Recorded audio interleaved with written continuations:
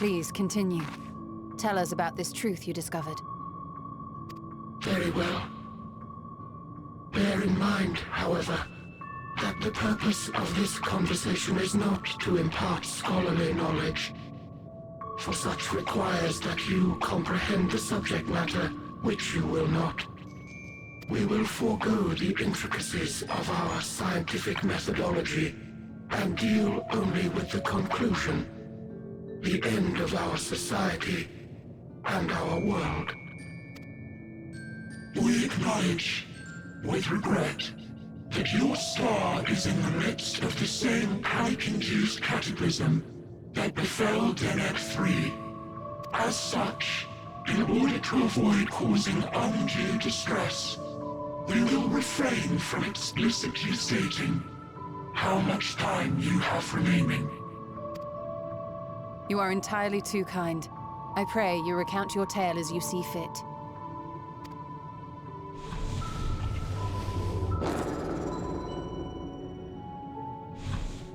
In the beginning, the universe was but a tiny particle. Then suddenly, this particle began to expand. Having remained entirely in the bounds of your star, the phenomenon may be difficult for your kind to grasp. But this expansion has since continued unabated. Speculating that the universe could not grow indefinitely, we sought to learn what might occur, and made a worrying discovery. The stars will continue to spread apart, as will their finite thermal energies.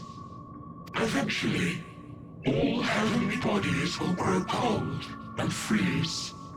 No new stars will be born, and the universe will enter onto an eternal ice age.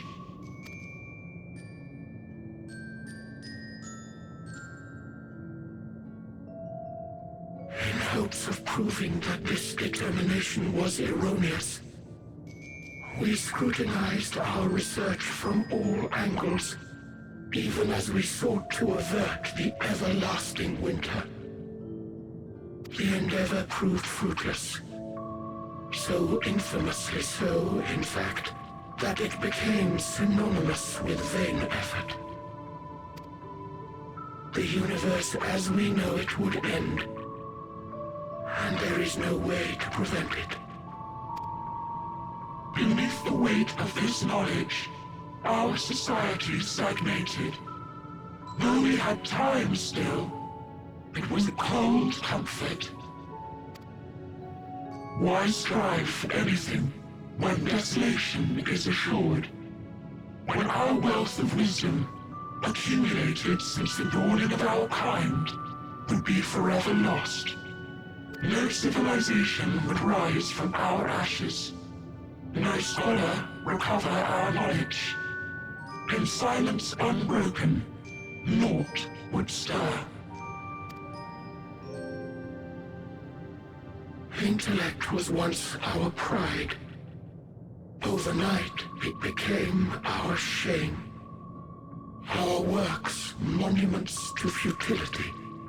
Immortality, our greatest invention, became a source of suffering.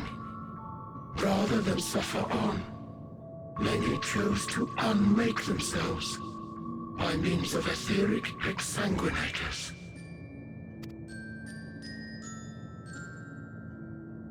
Etched upon these stones are the testaments of such souls, though many left no words at all, thinking it a pointless gesture. Once we have obtained vessels of flesh, we likewise intend to vanish. If you understand this, understand aught of our tale, you will abandon your quest for knowledge. Ignorance truly is bliss. If you would cling to your illusory happiness, remain primitive and pure. It is the only way.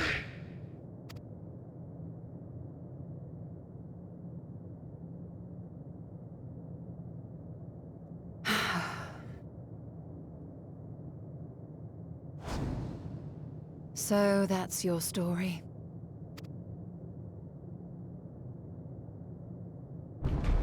While I appreciate your advice, I will not heed it. Convinced though you may be of this truth, it is yours and not mine. Indeed, truth, I have ever believed, is in the eye of the beholder. Are you suggesting that we have reached a faulty conclusion? That our science failed us? Hardly. As you yourself said, the subject matter is beyond my comprehension.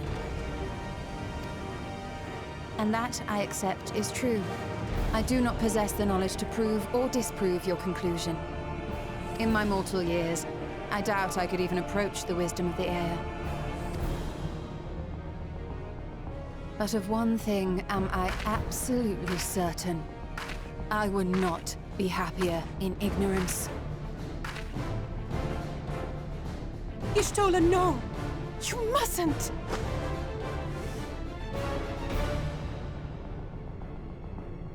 The most important lesson I've learned is that learning isn't simply passing one's eyes over words. Nay, 'tis when understood for oneself that knowledge attains its true value. This is what has sustained me, driven me onward in joy and wonder, in anger and sorrow.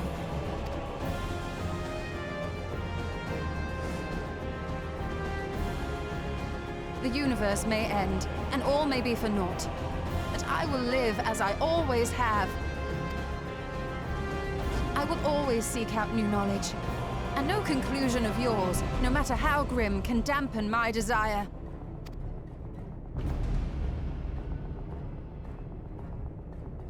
I suppose it is only to be expected. Their feeble minds cannot fathom the terrifying gravity of it all. But worry not. We consider it our duty to enlighten you, and we will not stop until you grasp the full extent of our despair.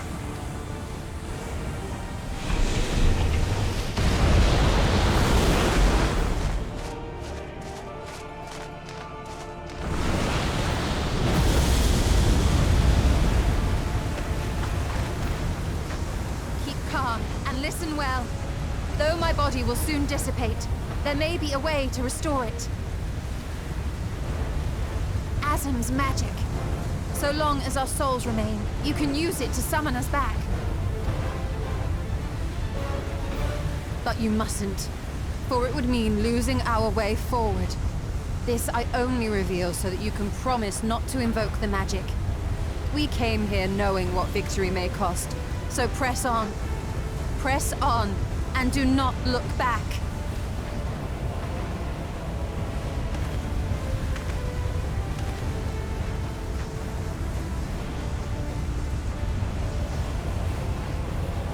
I shall join thee. As subterfuge is not required, thou shalt not suffer for mine absence. Riange. My resolve hath never been as strong as thine. Full oft have I wavered in my decisions, and afterwards been stricken with regret. In spite of this, I may still stand with my comrades, supporting them as they attempt the greatest of feats. This truth I have learned in the course of our journey. And many though my shortcomings may be, I may also claim to excel in prophecies. My studies, into which have granted me the flexibility of mind needed to bend this malleable reality.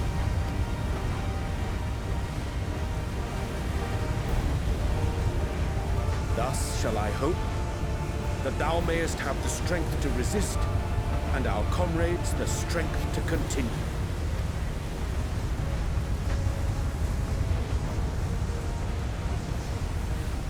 With you to urge us on, how could we possibly fail?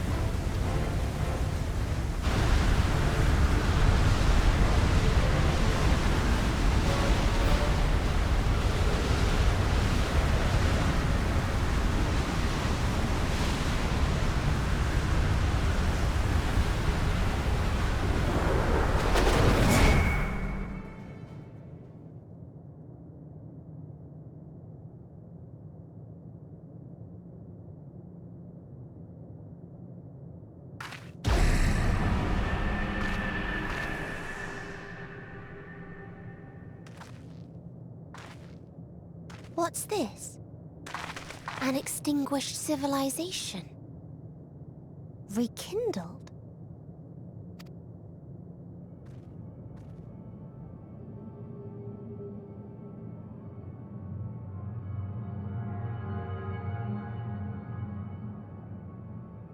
That's right!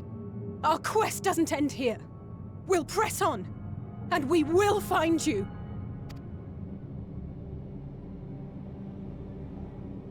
There. That's where you'll find me. Is that another star?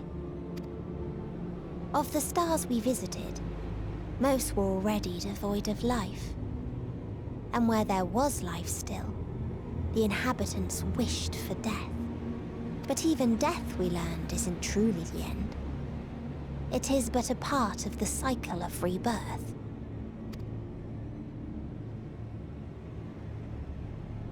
Souls return to the star, or in its absence, a larger flow. And eventually they are reborn, alive again, to know suffering anew.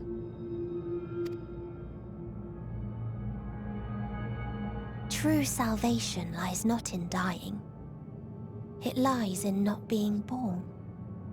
This is the gift I would give to you. To all life on beautiful Etheris. To that end, we created an egg wherein life cannot quicken. That dead sun. Attain it if you can, before your friends' emotions fade away, along with their protection.